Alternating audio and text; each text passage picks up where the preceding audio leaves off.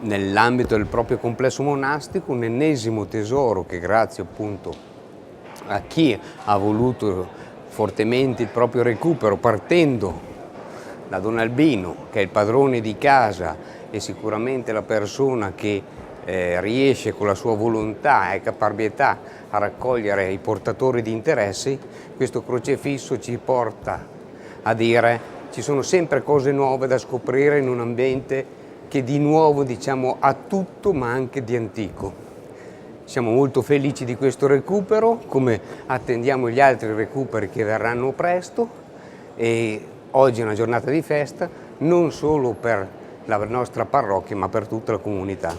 È un momento, una scultura straordinaria, è un momento storico straordinario perché in realtà abbiamo scoperto una memoria che appartiene al 400. Abbiamo molto poco della storia artistica, soprattutto archeologica, del 400, a parte la navata centrale della basilica, ma opere d'arte particolareggiate quale questo crocifisso per noi rappresenta, diciamo, un momento e un'occasione straordinaria. Noi operiamo sul territorio, questo è il nostro territorio. Uno dei nostri compiti, oltre che servire la comunità, è quello, diciamo, di aver cura anche di beni culturali, artistici, che molto spesso vengono trascurati, diciamo, da noi.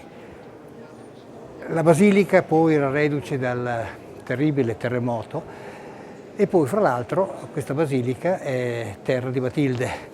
Tutti questi elementi hanno detto sì, ok, perché no?